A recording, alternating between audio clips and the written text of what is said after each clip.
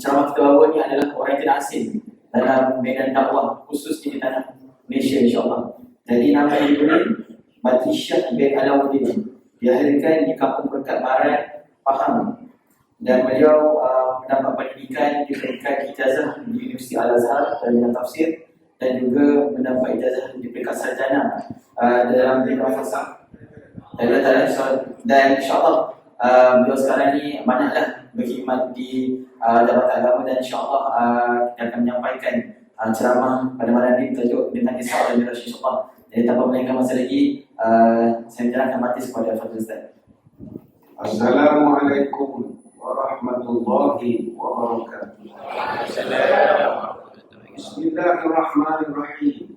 Alhamdulillahi rabbil alamin. Wassalatu wassalamu ala asyrafil anbiya'i wal mursalin wa ala alihi wa sahbihi ajma'in.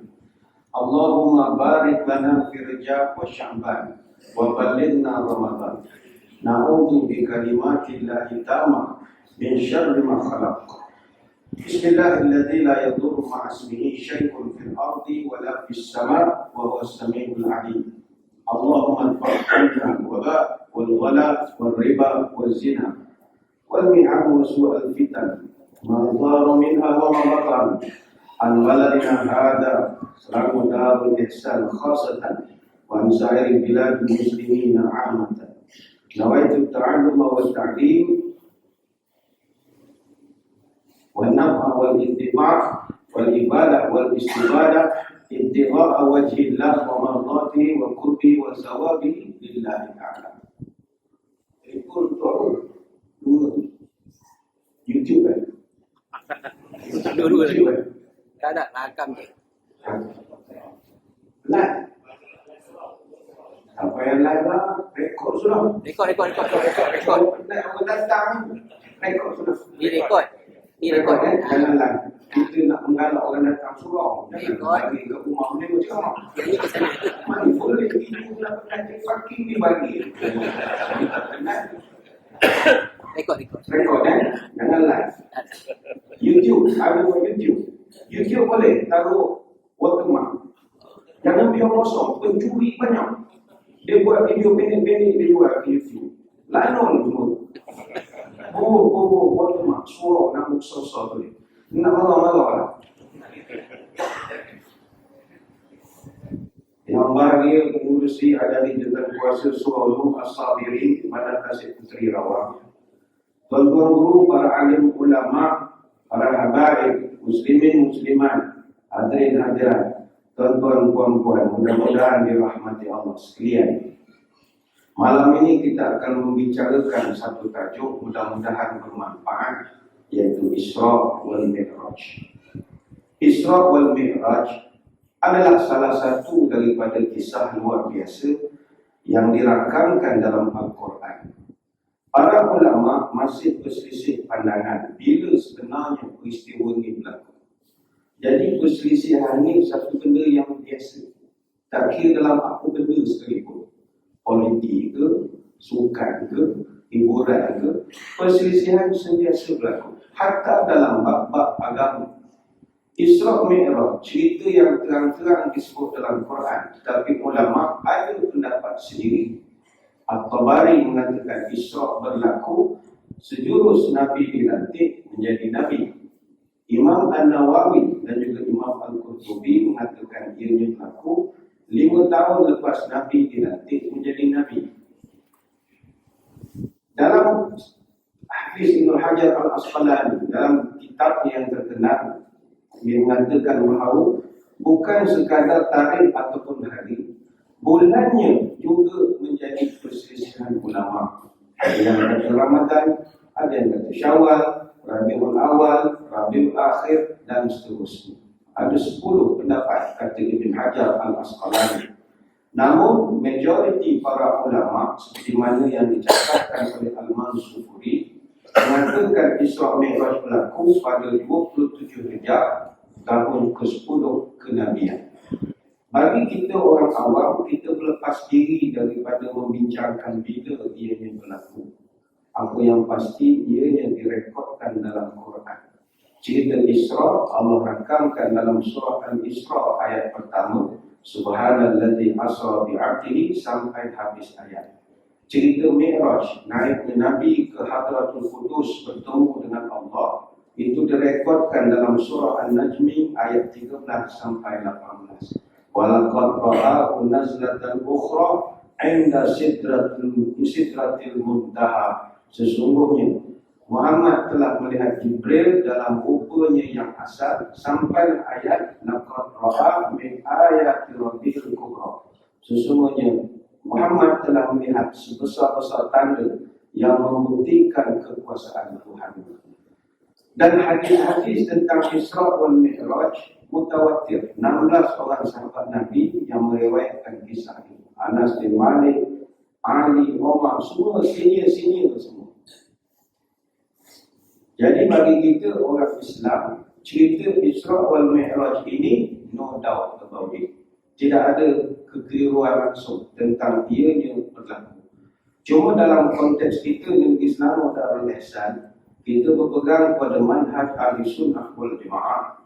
Maka ahli sunnah wal jamaah percaya Nabi naik Isra Mikraj dengan ruh dan juga jasad. Itu formula prinsip kita. Mana lepas pada ni kalau tuan-tuan main YouTube tengok orang ceramah datang cerita Nabi Mikraj dengan roh sahaja, itu aliran Mu'tazilah dan tak sesuai disebabkan di sini. Hadirin sekalian, saya sebut di awal tadi, Isra Mikraj adalah salah satu cerita luar biasa dalam Quran. Maknanya cerita Isra Mikraj ni ada lagi cerita-cerita lain yang luar biasa dalam Quran. Banyak. Kita tidaklah mengatakan Quran ni buku cerita, tidak. Tapi Quran banyak cerita. Dan ceritanya ada di kalangan itu cerita-cerita yang aneh-aneh. Apakah cerita-cerita aneh dalam Quran? Dalam kitab Fadhailul Khamsah min Sihhi Sittah ada dicatatkan satu dialog antara Sayyidina Umar Al-Khattab radhiyallahu anhu dengan seorang Yahudi. Yahudi ini datang jumpa Sayyidina Umar, bertanya beberapa soalan. Dia kata, wahai Umar, kalau kamu boleh jawab soalan-soalan ini, saya akan masuk Islam. Saya ini pengurusi MPKK. Kalau saya masuk, kampung masuk ikut saya. Ketua kampung rupanya. Okay, Umar kata, no problem. Apa soalan? Dia pun tanya, wahai Umar, sebutkan pada aku, apakah kubur yang berjalan bersama penghuni? Kubur mobile punya kubur. Apakah kubur yang bergerak? Sayyidina Umar jawab, mudah sangat, kata dia. Kubur yang bergerak bersama penghuninya adalah ikan hut yang telah menelan Nabi Yunus putera kepada mata ataupun Jonah. Allah rekodkan dalam Quran, "Id abaqa ilal fulkil mashhun fasahama fakana minal mudhadin faltaqamahul hutu wa huwa mulim." Cerita tentang bagaimana Nabi Yunus alaihissalam. Nabi Yunus ni tuan-tuan, kita tidaklah nak membawa dia tidak. Tapi dalam surah As-Sobirin ayat 139 Allah rekodkan asalnya dia ni merajuk dengan penduduk-penduduk tempat dia berdakwah. Dia berdakwah di Irbil, di Ninawai atau Nineveh di Iraq sekarang ini. Dia berdakwah 30 tahun. Yang mengikut ajaran dia 2 orang saja, Rubil dan Tamud. Bayangkanlah 30 tahun mengajar, anak mobil 2 orang. Apa perasaan? Kalau kita tak tunggu 30 tahun, setahun, tidak. Muka waktu le datang. Tak ada langsung pertama. Jadi dah sampai 30 tahun, dia pun rasa tak ada peningkatan. Tak apa, saya nak rehat dulu, pusing, pergi mengembara, nanti saya balik, insyaAllah sambung balik. Sebenarnya dia merajuk. Cerita Nabi Yunus ni panjanglah. Dalam Quran, saya bagi homework lah ya, manakan tuan-tuan bacalah sendiri. Surah Yunus ayat 98, Surah Al-Anbiya ayat 87 sampai 88, Surah As-Sobirin ayat 139, 148. Pendek cerita, Nabi Yunus naik kapal tengah laut, kapal karam. Ada kata dia dicampak masuk dalam laut, telan dia ikan. Dan sebenarnya kita tahu ceritanya, kita taubat dan macam-macam lagi.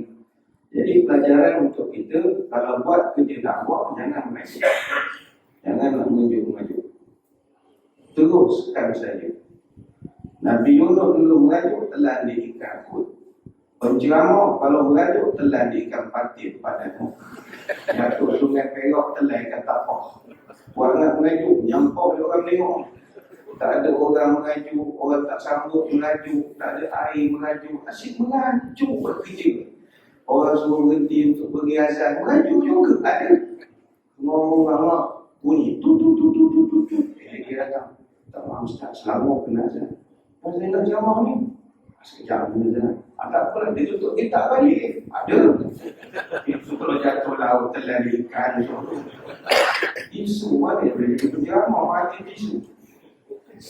Jangan orang tak ramai marah.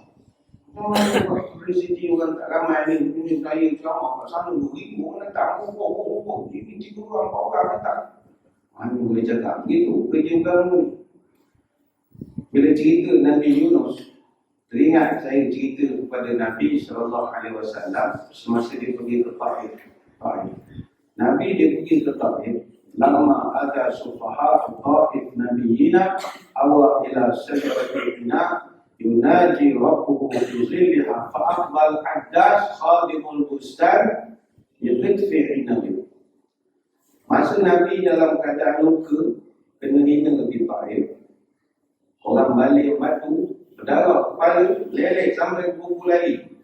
Nabi kecil hati betul. Sakit Nabi boleh tahan, tapi kecil hati sebab dihina oleh keluarga sendiri, keluarga moyang dia. Dia turun, dia menangis, sampai dekat bawah, dia berehat di satu kebun anggur. Kebun itu dimiliki oleh 2 orang bukan Islam, Utbah dan Syaibah bin Rabi'ah. Nabi duduk di situ, Nabi menangis, dan Nabi pun munajat, panjanglah munajat Nabi. Tengah Nabi menangis, datang satu orang bekerja kebun itu, nama Addas. Dia nampak, dia tak kenal dengan Nabi. Dia tengok Nabi menangis, dia ngadu ke Puteri. Itu sana ada 2 orang nangis. Dia cakap Bangladesh, kan kalau kerja kebun. Itu sana ada 2 orang nangis. Apa mau buat? Kata tak apalah, mau ambil anggur sikit bagi dia makan. Dia lagi siap. Dia pembawa bekal anggur, bagi kepada Nabi kita dan Zaid bin Harithah dia duduk bagi. Nabi pun terkejut orang laki dia dekat atas bukit orang hina, bawah bukit orang hormat. Falamma wada'a Rasulullah fihi yadahu qala bismillah. Nabi bila pegang anggur nak masuk dalam mulut, Nabi baca bismillah. Bila Nabi baca bismillah, Addas pegang tangan Nabi. Faqala Addas, wallahi inna hadzal kalam ma yaquluhu ahlu hadhihi bilad. Kata Addas, demi Allah, Encik punya cakap, sini orang tak ada cakap. Ini bismillah rare, sini tak ada. Saya lama sini dulu, ini bismillah rare. Saya tak ada dengar lagi. Saya lama sini dulu, saya tak jumpa lagi orang itu bismillah. Nabi pun terperanjat. Nabi tanya, wa min ahil al-bilad anta ya Addas wa man qiluka. Nabi dah tahu nama dia Addas. Nabi pun tanya, min ahil al-bilad anta, awak ni asal dari mana? Dan wa man dinuka, awak agama apa? Dijawab oleh Addas, ana Nasrani wa ana rajulun min ahli Ninawai. Saya Kristian dan saya asal dari Ninawai di Mosul, Irak. Nabi bila dengar Ninawai, min qaryatir rajul salih Yunus bin Matta. Kalau begitu awak sekampung dengan orang yang baik namanya Yunus bin Matta. Terkejut lagi Addas, dia pegang lagi Nabi. Wa may yudrika Yunus bin Matta. Macam mana Encik kenal itu orang? Itu orang sudah mati lama, tak orang kenal. Macam mana Encik boleh kenal?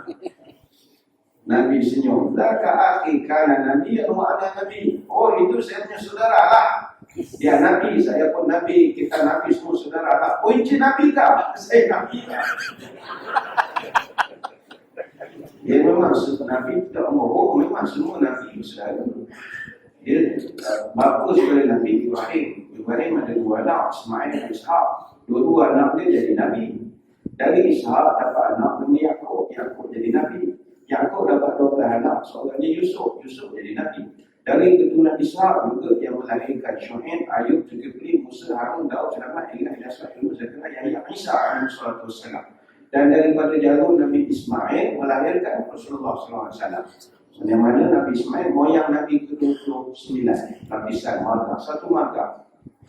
Jadi Adas bila tahu orang laki-laki ni adalah Nabi, fa'akab Adas ala Rasulillah yuqablu ra'sahu wa yadayhi qadamain. Dia cium kepala Nabi, dia cium lutut Nabi, dia cium tangan Nabi. Itu dia mengucap 2 kalimah syahadat. Dan tempat berlaku kejadian itu dikekalkan sekarang menjadi Masjid Adas. Di sini ada lagi di Tarik. Nanti dah buka sekatan masuk samping, eja dengan package naiklah ke Tarik. Dia kena bawa baju tebal sejuk Tarik ni. Tapi cuma kita ada yang tak sampai ke Tarik. Dia saya tanya Tarik pergi ke mana? Tak ada benda. Main roller coaster. Laki orang duit tu. Main roller coaster beli minyak rus. Dia kata itu dia. Kira cari masjid ada tempat Nabi menitikkan air mata kesedihan dan dihingga ke Taif. Itulah Ninawai, ingat Nabi Yunus alaihissalam. Jadi selesai Umar jawab soalan pertama, apakah kubur yang bergerak bersama dengan penghuninya adalah Nabi Yunus dalam perut ikan.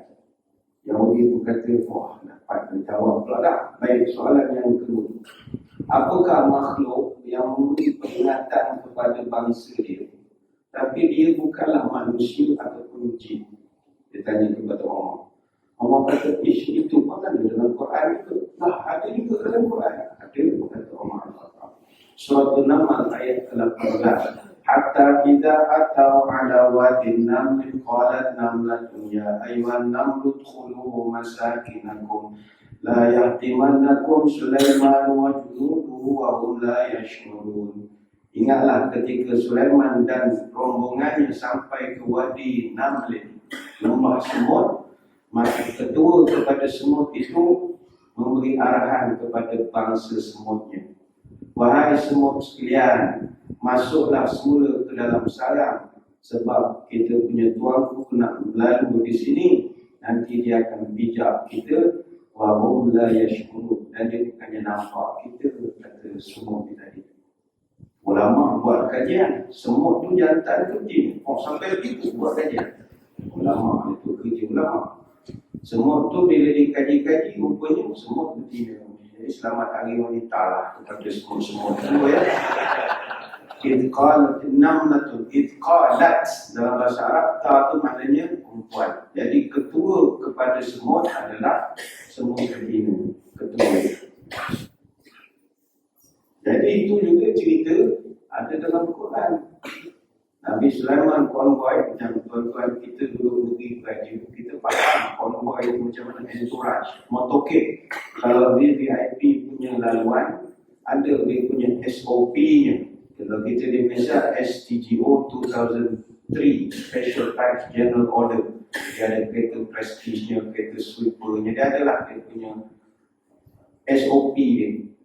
Payah nak berhenti, tapi Nabi Sulaiman ni sebab dia seorang pemimpin yang ada kesalingan, saling sayang, menyayangi, saling memahami. Dia turun ke bawah, semua paling rendah pun dia satu. Itu sifat pemimpin yang hebat. Kita dengan semut, mana kita peduli? Daripada pagi ke malam ni, berapa ekor semut tuan-tuan bijak? Tak terkira lah. Spray lagi lah, banyak spray semut tu. Habis zaman semut dia rasa. Lepas tu konvoy memang takkan berhenti. Konvoy mana ada berhenti? Sekali tekan minyak tak boleh berhenti. Kebelakangan ni sejak dapat Agung baru je berhenti konvoy. Itu tak berhenti konvoy. Agung sebenarnya dia lain sikit. Hari Rabu dia pergi menerima menghadap Perdana Menteri Surat Kabinet di Putrajaya. Setiap hari Rabu pukul 7 keluar pergi Istana Negara. Asal dia situ berhenti lebih awal. Dulu tak boleh. Tapi sekarang dah jadi satu kerja pula dah. Asal yang aku punya tu dia orang situ. Tak tahu apa. Saya tu dengar pasal jalan apa. Dia kereta lead, rider, prestige, backup, suite. Nak berhenti susah. Dia akan buat peranda rombongan tu nanti. Selesai apa ya. Yang ketiga, Yahudi itu tanya, wahai Omar, sebutkan aku 5 makhluk yang tidak lahir daripada mak dia. Sampai soalan ni Omar terdiam. Beginilah, saya dah banyak menjawab. Saya suruh anak buah saya jawab boleh. Saya ni banyak kerja lain nak buat melayan teki awak je. Boleh lah. Timbalan lah.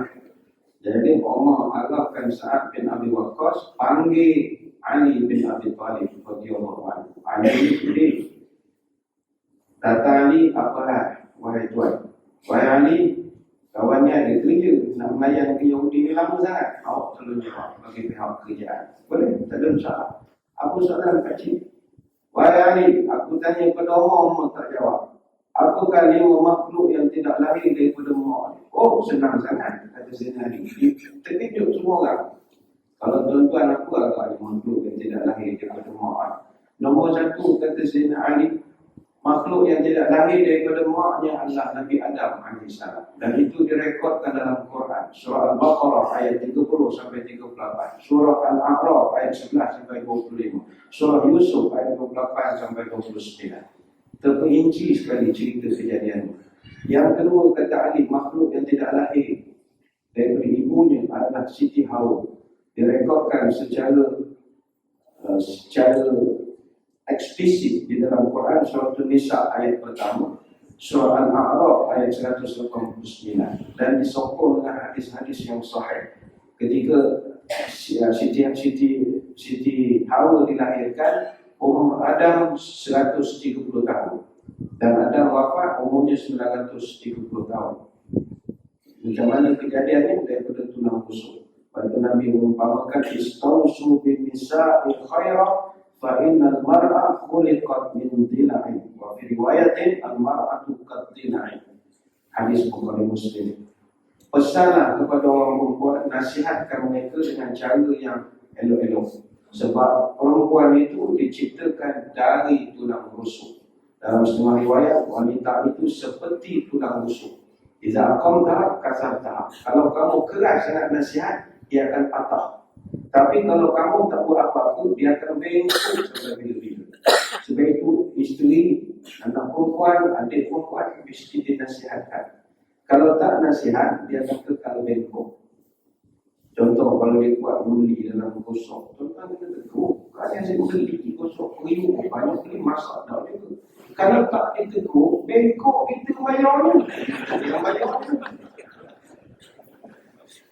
Cik Hawa. Di masa Adam dia ciptakan Hawa tu, dia guling dalam surga. Guling atas katil dia. Pusing kanan, pusing kiri. Tuhan tahu, dia nampak dah tak berapa tenang. Hulu kiri, tak ada kawan. Hulu kiri. Jadi dia tengah baring, pusing kanan, pusing kiri. Pusing kiri balik, tengok ada makhluk sebelah dia, lahir dari tulang rusuk. Dia pun cek lah makhluk ni. Tengok dia punya spek tak sama ikut JKR. Punya spek lain sikit. Oh, punya kawan dia dalam surga. Jadi itu cerita direkodkan dalam Quran. Makhluk ketiga yang tidak lahir dari maknya, kata Sayyidina Ali, adalah unta putih zaman Nabi Saleh AS. Cerita ini direkodkan dalam surah Al-A'raf ayat 73 sampai 79, surah Hud ayat 61 sampai 68, surah Al-Qamar ayat 23 sampai 32. Cerita Nabi Saleh ada 72 ayat dalam 11 surah. Boleh baca pada malam ini. Dia Nabi Saleh dihantar ke kaum Samud. Kaum Samud ni samsing, melawan.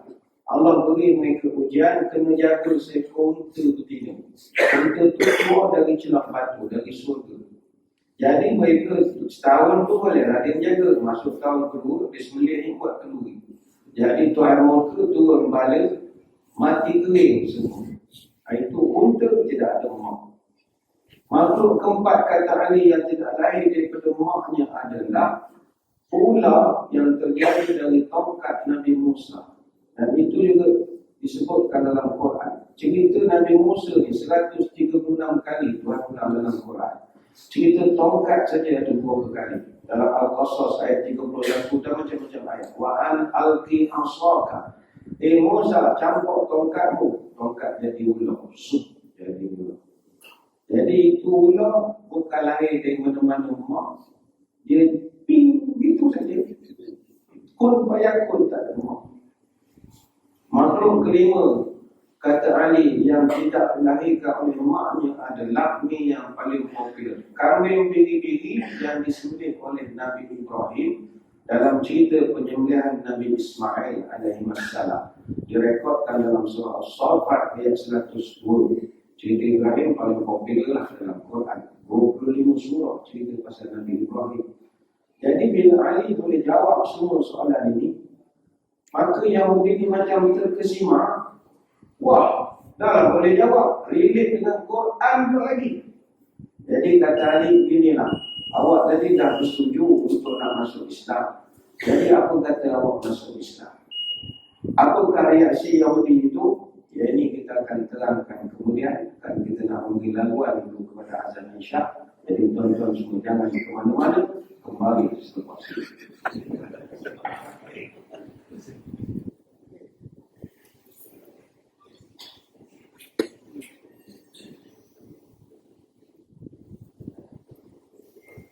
Kita menyambung tajuk Isra Mikraj kita pada malam ini.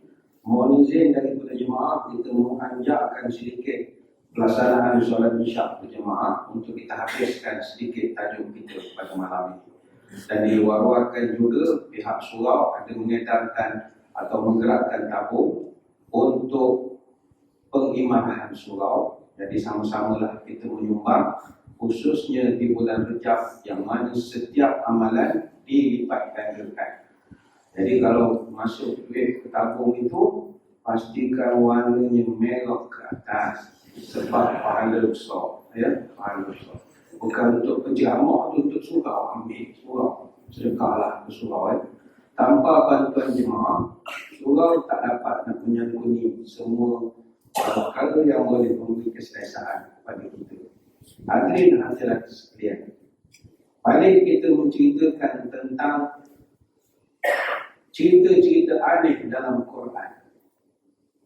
Yang saya nak bawakan adalah Isra Mikraj bukanlah satu-satunya cerita luar biasa dalam Quran. No. Ada banyak kisah luar biasa dalam Quran. Tak campur lagi cerita-cerita lain. Yang tadi kita baru cerita Nabi Yunus, baru cerita Nabi Adam, baru cerita semut zaman Nabi Sulaiman, cerita Musa tongkatnya boleh berubah menjadi ular. Belum cerita-cerita lain. Yahudi tadi bila Ali boleh jawab semua soalan, dia macam terkesima. Jadi Ali tanya, puan tadi janji nak masuk Islam, masuklah. Kata Yahudi, inilah tak adil pada saya. Saya tadi perbincangan awal dengan bos awak, bukan dengan awak. Jadi kita kena betulkan balilah perjanjian. Jadi soalan tu soalan dia, bukan soalan awak. Kalau saya nak masuk Islam, saya kena tanya soalan khas untuk awak pula. Ayolah, Pakcik, tanyalah cepat. Saya mana boleh jawab, saya jawab.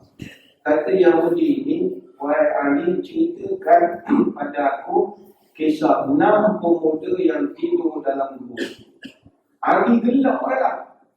Mana soalan tu, not my level lah. Bukan level bagi budak kapal je jawab. Cerita Ashabul Kahfi, semua orang tahu cerita ini. Jadi kata Ali, ginilah Pakcik, saya boleh terangkan cerita tu dari perspektif mana Pakcik nak. Ayat tu turun, saya ada. Saya boleh tahu masa tu Nabi tengah baring, ke berdiri, ke duduk, ke panas, ke sejuk, malam, siang. Saya tahu semua. Saya sebelah Nabi masa tu. Kata Yahudi ni, Ali, aku tak nak tahu daripada naratif orang Islam. Aku nak tahu daripada pemahaman kitab-kitab terdahulu. Kalau Muhammad tu betul Nabi yang ori, mesti dia tahu sejarah yang asal. Jadi Pakcik nak tahu apa? Sebutkan pada aku, cerita tu terjadi di kota mana? Dalam Quran memang tak didetailkan dalam Quran di mana kejadian itu. Di mana berlaku? Maka kata Ali, Kekasihku Muhammad pernah bercerita kisah terjadi di kota Efesus. Efesus ni sekarang di Turki, walaupun Jordan kata dekat dia, letak dia lah, yang terletak di bawah kuasa kerajaan Rom. Selepas Efesus ni seorang raja adil, dia mangkat. Datang seorang raja dari Parsi yang zalim, namanya Dikianius. Dia jajah Efesus, dan Dikianius telah mendirikan sebuah istana. Sampai bab istana dia tanya lagi, sekejap saya nak tanya, itu istana berapa besar? Buat daripada apa? Lampu ada berapa? Dalam Quran tak ada. Ali kata beginilah, kekasihku Muhammad pernah bercerita, istananya dibuat daripada batu marmar. Panjangnya 1 farsakh. 1 farsakh, lebarnya pun 1 farsakh. 1 farsakh bersamaan 8 km. Panjangnya saja. Tiangnya ada 1000, lampunya pun ada 1000 juga. Semuanya diperbuat daripada emas. Serambi sebelah timur dan barat dibuat lubang cahaya sebanyak 100, sehingga sananya 80 hasta, lebar 40 hasta. Sebelah kanan ada 80 kursi emas, di situ khas untuk ulu balat. Sebelah kiri ada 80 kursi emas, khas untuk pegawai tinggi kerajaan. Dan Raja Dikianius memakai sebuah mahkota. Yahudi angkat tanda lagi. Sekejap saya mau tanya, itu mahkota buat daripada apa?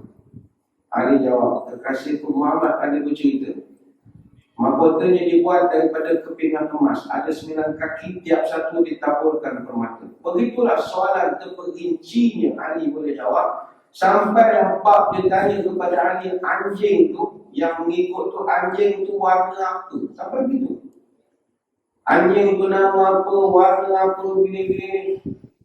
Ali jawab semua. Ali tanyakan Badli Selamat, saya dah jawab semua ni. Tak adil Ali, semua soalan kau boleh jawab. Satu lagi soalan boleh? Tanyalah. Burung berkicau pagi-pagi, apa makna kicauan burung? Ayam berkokok, apa terjemahan kokokkan ayam? Saya lah jawab semua. Gemuk lah tuan-tuan, makin nang-nang itu dapat semua jawapan. Kita cari pakai tak keluar, tak semua. Cari sendiri kitab Qisasul Anbiya, sebuah buku surat tu orang, surat 566, tafsir ayat ke-10 surah Al-Kahfi. Ada dicatatkan di dalam tu. Semua aku tanya, aku jawab. Rekam semua. Hadirin hadirat sekalian, jangan saya ceritakan, walaupun dalam Quran ada banyak kisah-kisah aneh, tapi hanya Isra wal Mikraj sahaja yang menggunakan dan memulakan penceritaannya dengan Subhanalladzi, hanyalah Isra Mikraj sahaja. Ketika Allah cerita Adam diciptakan, Tuhan tak sumpah dengan kemuliaan dia. Subhanalladzi khalaqa Adam min turab kaza wa kaza, tak. Ketika Allah cerita Isa menghidupkan orang mati, tak dimulakan cerita dengan Subhanalladzi. Ketika Allah menceritakan Nabi Musa ketuk laut pakai tongkat saja, tak disebutkan Subhanalladzi ja'ala 'asha Musa wa daraba fil bahri, tak. Ketika Allah menceritakan tentang menjadi ular, menghidupkan, menyembuhkan orang sakit sopak, dan macam-macam mukjizat yang lain, semuanya Tuhan tak perlu gunakan Subhanallah. Tapi Isra wal Mikraj, Allah mulakan penciptaannya Subhanallah. Kenapa? Why?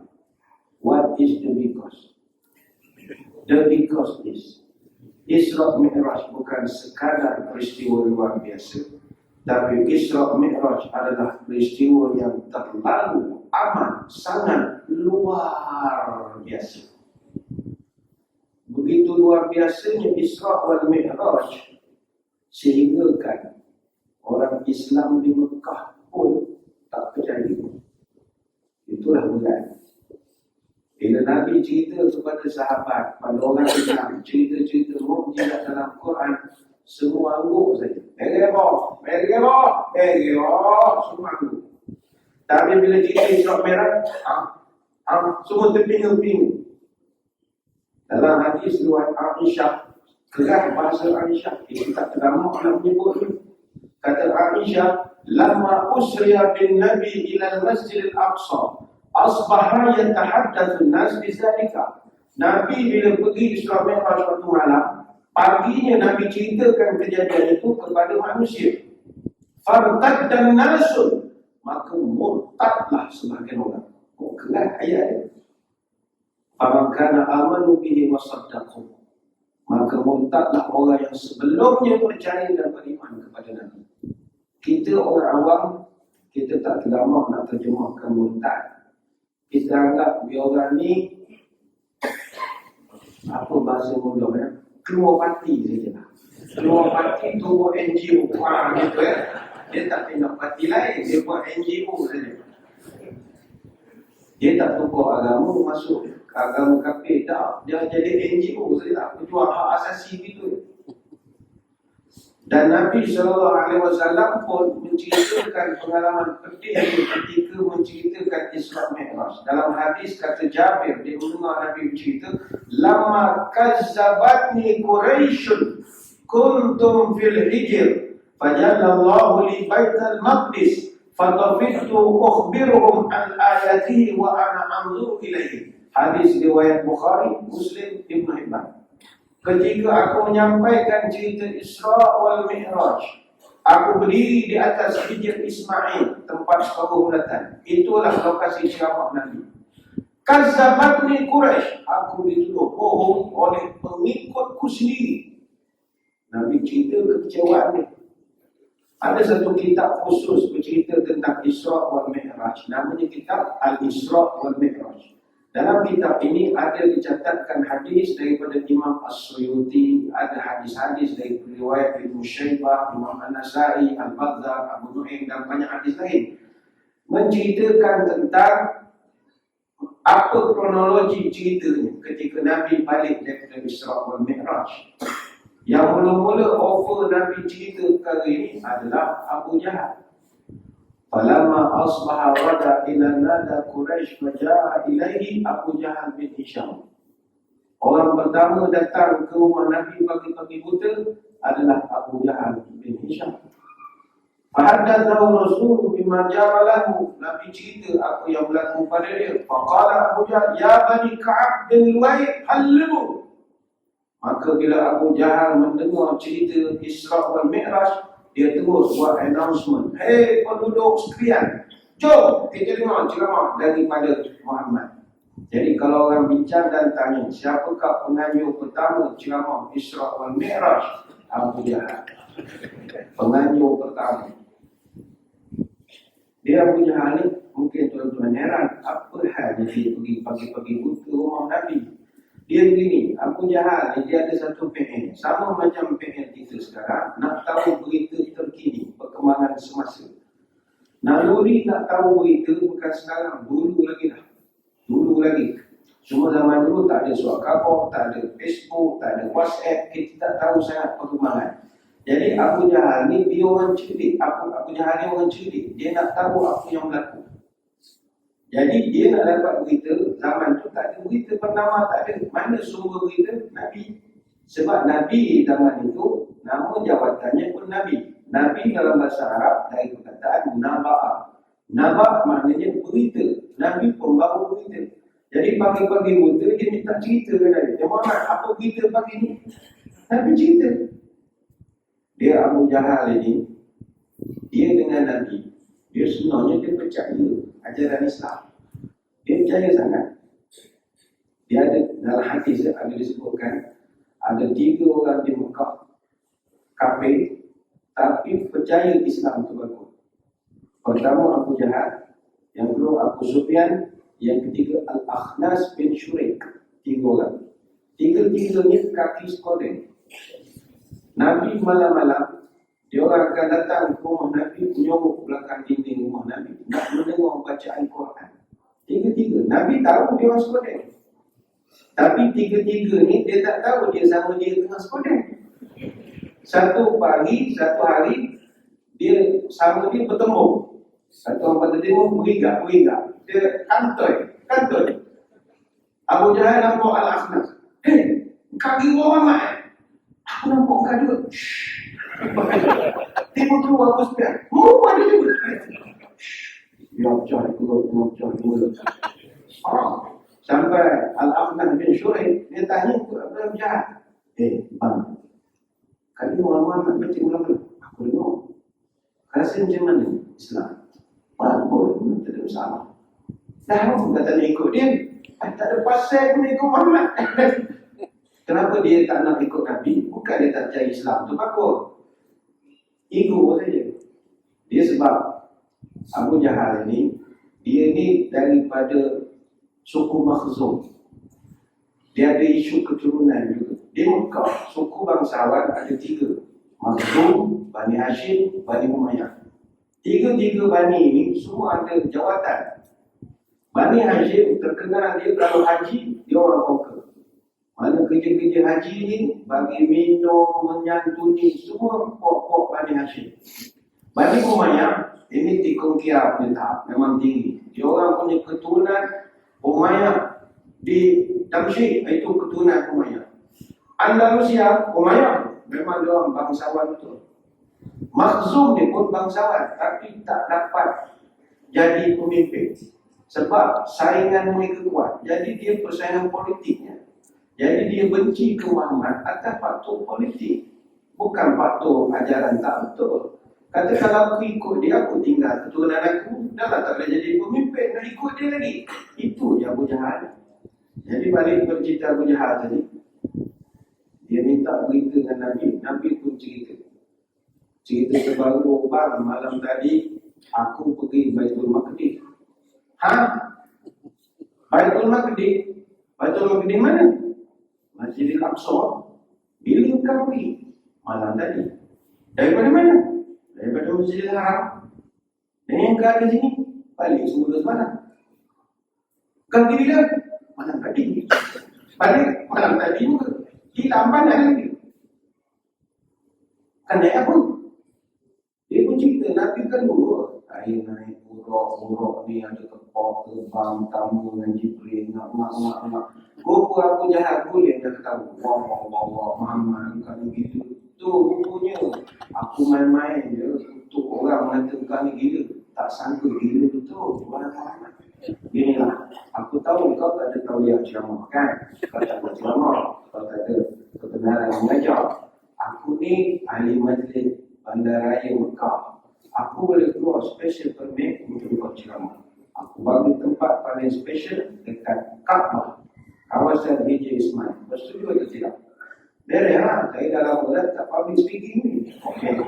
Tapi satu syarat, aku nak buka cerita, benda buka cerita kat aku tadi.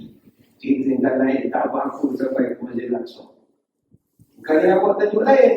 Kalau kau buat tajuk lain, korang pandang pun. Tak, Abu Jahal, dia tak boleh terima cerita Nabi sebab jarak pergi ke Masjid Al-Aqsa sangat jauh.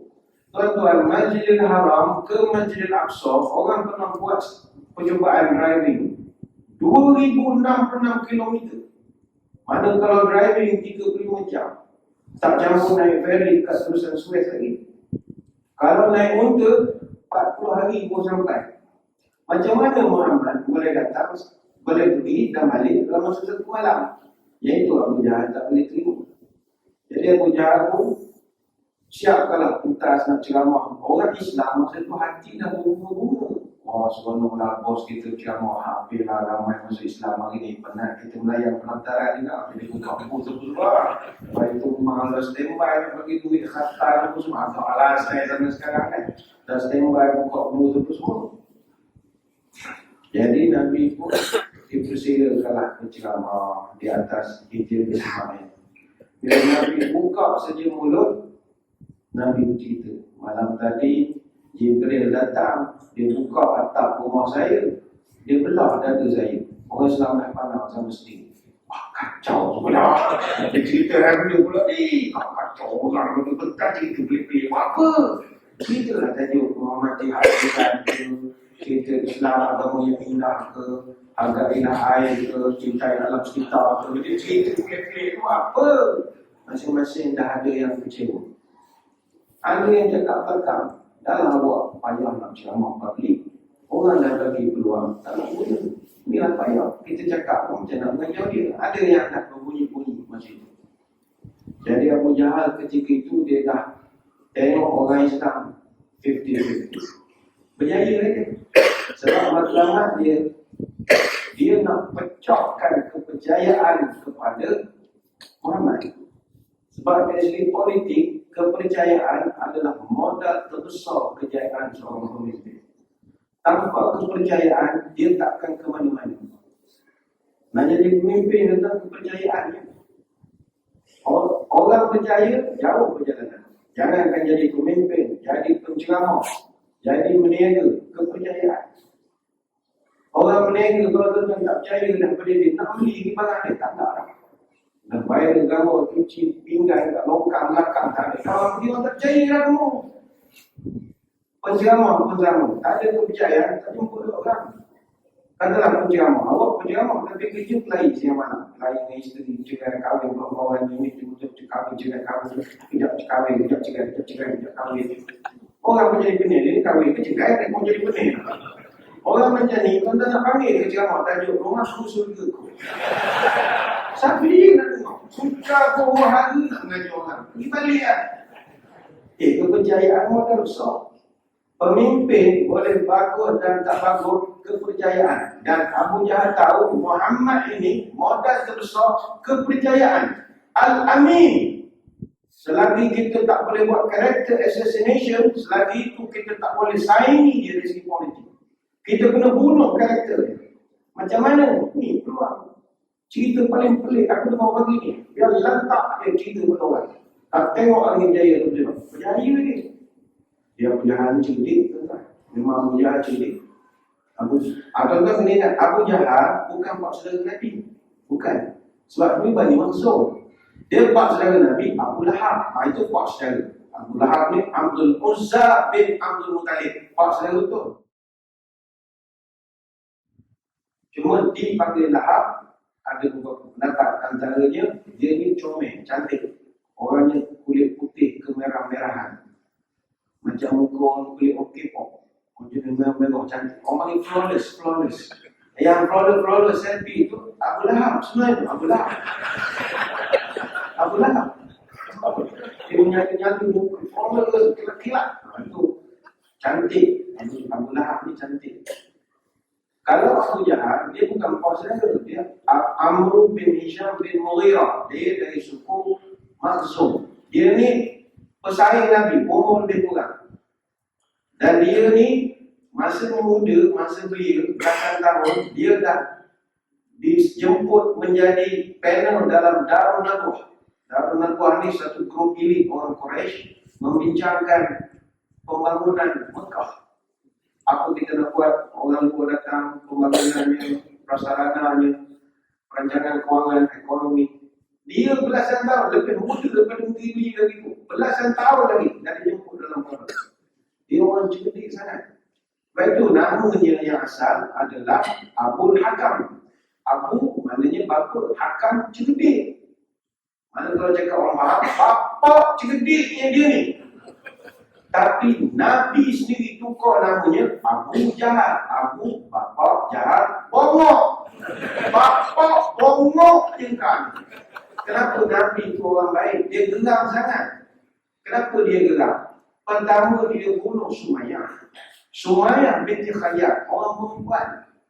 Dia bunuh dengan cara yang tak masuk akal. Dia pakai tombak, dia tusuk kemaluan, tembus sampai ke mulut. Aku zolim sangat tu. Tu Nabi kata, bodoh tu kan. Tu lekat panggil Abu bodoh, Abu Jahal. Dia okey, lepas takdir. Dan dia bodoh dia yang kedua, yang saya ceritakan tadi, Abu Jahal, Abu Sufyan, Al-Akhnas.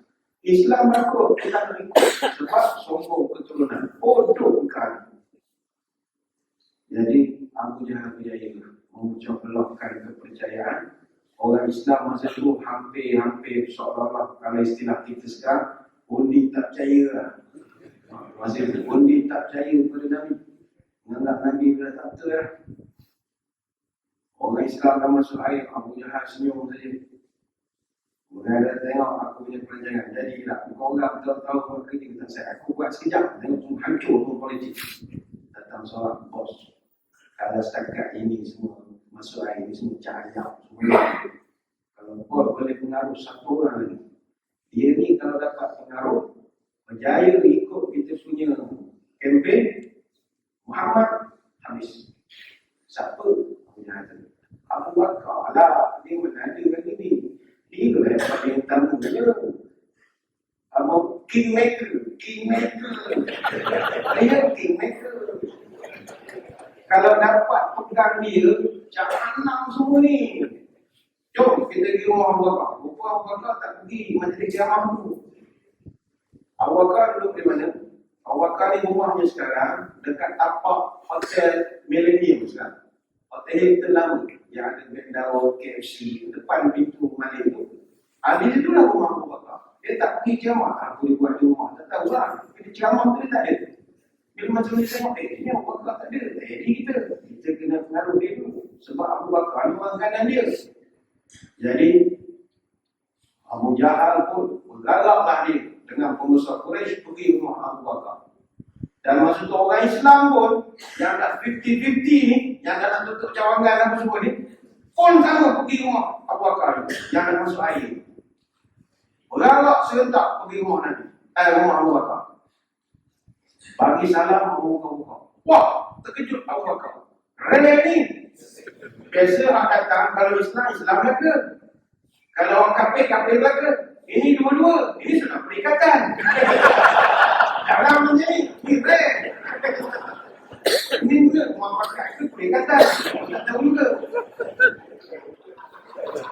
Ini cerita zaman dulu. Macam ni raya ni. What story? Aku cerita tentang ramai-ramai. Aku jangan buka. Abu Bakar, aku nak menyatakan pendirian sekarang. Ini semua orang nak tengok pendirian kau di seorang sekarang. Awal tusaddiquhu annahu dhahaba laylata ila Baitul Maqdis wa jaa qabla an yusbih. Tolong nyatakan pendirian. Sahabat baik kau Muhammad tengah buat cerita. Dia kata malam tadi dia naik langit pula. Pagi-pagi buta ni dia ada di sini. Macam mana pendirian kau sekarang? Abu Bakar punya jawapan bakal menentukan masa depan perjuangan Nabi SAW. Abu Bakar soalan tak habis, terus jawab, "Naam, aku berjaya." Aku dah mau. Mu berjaya tak ke mana pula? Mu tak ada tengok ceramah lagi. Aku baru cerita baru. Takkan dah berjaya dah. Dia tak ada tengok lagi cerita pun. Kata Abu Bakar, "Inilah usaddiqu فيما هو أبعد من ذلك أصدقه بخبر السماء في غدوة أو روحة." Aku berkawan dengan Muhammad lama aku dengan dia. Dan aku tengok wahyu daripada langit turun pada dia. Jadi kalau sekali-sekali dia pula naik ke langit, apa masalahnya? Hadis riwayat Al-Hakim dalam Mustadrak. Tepuk daya punya jangan. Tak jadi lagi. Langkah, kita panggil dia. Langkah Mekah, gagal. Langkah Isra, gagal. Jangan gitu. Kerana itulah Abu Bakar, Nabi anugerahkan satu gelaran yang orang lain tak akan dapat. Abu Bakar As-Siddiq. Abu Bakar lah watak paling penting sekali menyelamatkan suhu politik di Makkah ketika itu. Orang Makkah dah masuk air. Tak boleh terima cerita Nabi. Tapi Abu Bakar ni yang balancekan balik. Betulkan balik, panggil ketua bahagian, ketua cabang, ketua kantin. Istilah kita sekarang panggil ni semua pemuda-pemudi di kamu negara. Tak ada istilah kita tak apa. Panggil semua, betulkan balik. Baik itu dalam suasana aku pun, terutama dalam negara kita memerlukan watak-watak Abu Bakar. Watak yang menenangkan, menenteramkan. Tapi sayang dalam suasana sekarang, watak Abu Bakar ni tak ada. Yang ada tukang bakar. Berhenti bakar. Dengan minyak pun dicuba minyak lagi. Itu pun damaikan. Jadilah seperti Abu Bakar. Itu pelajaran untuk kita. Tapi yang pentingnya, cerita Isra Mikraj ini memang orang tak percaya. Kita malam ni yang datang ramai-ramai ni sebab dah macam custom made je lah percayanya. Kalau first time dengar zaman dulu, belum tentu kita join buat Abu Bakar. Belum tentu. Nanti kita ni ada cerita-cerita sikit. Takkan logiknya Nabi Muhammad boleh naik ke langit sebelum tu dan balik pula pada malam tu. Sebab itu cerita Isra Mikraj ini tuan-tuan, jangankan zaman Nabi, Zaman sekarang orang tak percaya. Sebenarnya, kalau kita nak cerita dari sudut sains, sebab kalau ikut teori relativity, Nabi bergerak dengan kelajuan cahaya, pasti dia akan mengalami pecutan dan nyak pecutan. Ini bahasa orang sains. Maka sepatutnya masa Nabi berjalan lambat, bumi yang bergerak laju. Tapi dalam Isra wal Mikraj, masa Nabi bergerak laju, masa bumi pula yang lambat. Maka teori Einstein, relativity tahun 1921, tak boleh digunakan pakai dalam cerita Isra wal Mikraj. Tanyakan kepada engineer, orang sains, bolehkah Isra wal Mikraj diulas dalam kerangka Bernoulli Principles, Newton's Law, Aerodynamics, Aerothermodynamics, Fluid Mechanics dan segala prinsip fizik? Tak boleh. Bolehkah Isra wal Mikraj dikaji dari aspek power system, rotor size and design, vehicle design and structural integrity, noise and vibration analysis, maneuverability, control system, payload, power to weight ratio, dynamic stability dan sebagainya? Kenderaan apa yang ambil guna terlalu canggih sangat tu? Panggillah satu orang saintis paling botak sekalipun, takkan boleh terima cerita Isra wal Mikraj kalau berdasarkan ilmu. Boleh ke Isra Mikraj dibuktikan menerusi computation fluid dynamic ataupun CFD? Saya pernah berforum tentang Isra Mikraj ini dengan orang sains. Sebab itu Isra Mikraj ini jangan cari ustaz cerita balik cerita kerja rambut lah. Ambil sains, orang sains. Dulu saya pernah berforum, tapi jangan ambil orang sains tu cakap orang akan pergi ke mana lagi gitu. Dia tak balik semua ke bumi kan. Dia berforum kan, ustaz seorang, ustaz kampung sikit pun, okey, orang kampung. Sains tu, kalau dia lagu ke mana, tarik dari bumi sikit. Jadi kita memang bukan satu mudah. Kita boleh naik ke langit ini. Kita naik terbang pun nak kena macam-macam. Saya pernah berjumpa dengan Profesor Dato Insinyur alias bin Muhammad Nur. Dia pensyarah Australia. Dia ni dekat UTM Skudai. Dia punya PhD turbo machinery. Dia memang rocket scientist lah. Dia agak pahaman Islam dia agak tinggi.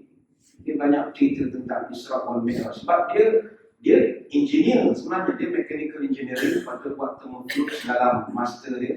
Jadi dia kata konsep naik ke langit itu ada pada Isra wal Mikraj. Sebab itu nanti bila dia nak naik ke langit, dia tawaf Kaabah. Sama juga roket. Roket kalau nak naik, dia takkan menonong saja daripada kelancaran dia itu. Dia akan pusing bumi dulu. Dia ambil umur dulu. Barulah keluar. Tapi beginilah tuan-tuan, kita tak payahlah pening-pening kepala. Macam mana gini-gini. Saya cerita begini sajalah. Ini mukjizat. Umpamanya saya daripada Kuantan nak ke Kuala Lumpur, naik kapal terbang, pesawat nampak biru pagi pada Kuantan. Saya bawa beg pada rumah. Tanpa saya sedar, ada seekor semut naik atas beg saya. Saya pun bawa dia sekali lah. Mana saya tahu dia ada dekat beg. Sampai dia naik kapal terbang, turun di Kuala Lumpur, saya taruh beg. Semut Kuantan tadi turun, merayak 3 lagi. Tiba-tiba semut Kuantan bertembung dengan semut Kuala Lumpur. Semut Kuala Lumpur dia tengok semut daripada Kuantan ni, dia jam nampak lain macam ngempor dia berjalan ni dengan semut Kuala Lumpur ni. Dia pun tanya, Mot, panggil Mot jelas semut kan. Mot, datang mana mana? Apa semut Kuantan jawab? Datang dari Kuantan. Kuantan? Bila datang? Pagi tadi nampak beli. Oh, naik apa? Naik kapal terbang. Apakah persepsi semua Kuala Lumpur? Gila lah semua Kuantan.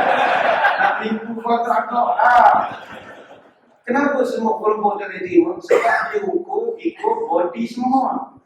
Mod. Agak-agak lah nak nipu. Bukan nak naik kapal terbang macam mana? Tamu. Nak naik kapal terbang tiket kena beli. Bukan ada duit ke tak ada? Tak ada. Dah terus beli macam mana? Yang kedua, engkau nak naik kapal terbang, boarding pass, kena tunjuk kad pengenalan. Kad IC.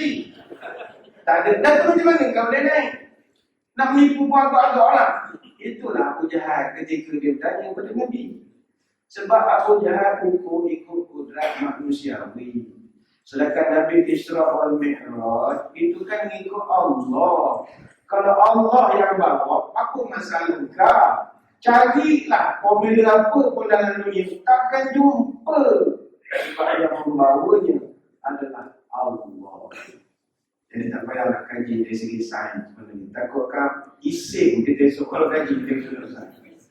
Begitulah kurang lebih sembang-sembang kita pada malam ini tentang iktibar daripada Isra Mikraj. Salah satu cerita luar biasa dalam Quran yang benar-benar menguji keimanan kita dan orang-orang terdahulu dan memberi cabaran dan tentangan paling hebat kepada engineer dan juga saintis fizik khususnya. Moga-moga kita memandanglah cerita ini daripada sudut iman. InsyaAllah amin. Sekali itu, saya ucapkan ribuan terima kasih di atas kehadiran. Mohon maaf sebarang kekurangan. Mudah-mudahan kita dapat bertemu pada lain-lain kesempatan. Sebelum berpisah, mari kita menadah tangan berdoa. Moga majlis kita diberkati ilahi. A'udzubillahi minasyaitonir rajim. Bismillahirrahmanirrahim. Allahumma barik lana fi Rajab wa Sya'ban wa ballighna Ramadan. Ya Allah, berkatkan umur kami pada bulan Rajab, berkatkan umur kami pada bulan Sya'ban, panjangkanlah umur kami dapat jumpa Ramadan. Na'udzu bi kalimatillahi tammati min syarri ma khalaq. Allahumma inna nas'aluka al-'afiyata fid dunya wal akhirah. Ya Allah, kami berlindung dengan nama-Mu yang Maha Sempurna daripada segala wabak yang sedang melanda. Ya Allah, kami mohon padamu keselamatan di dunia dan di akhirat. Allahumma inna na'udzubika minal baras wal junun wal juzam wa min sayyi'il asqam. Ya Allah, kami berlindung padamu daripada penyakit sofa, penyakit gila, penyakit kusta, dan apa juga penyakit atau wabak yang sedang melanda. Subhanallahumma wa bihamdika nasyhadu an la ilaha illa anta nastaghfiruka wa natubu ilaik. Wassallallahu ala sayyidina Muhammadin wa ala alihi wa sahbihi wa baraka wa sallam. Walhamdulillahi rabbil alamin. Mohon tuan-tuan doakan perjalanan saya balik ke Kuantan selamat pada malam. Bila taufik wal hidayah. Assalamualaikum warahmatullahi wabarakatuh. Wallahu a'lam.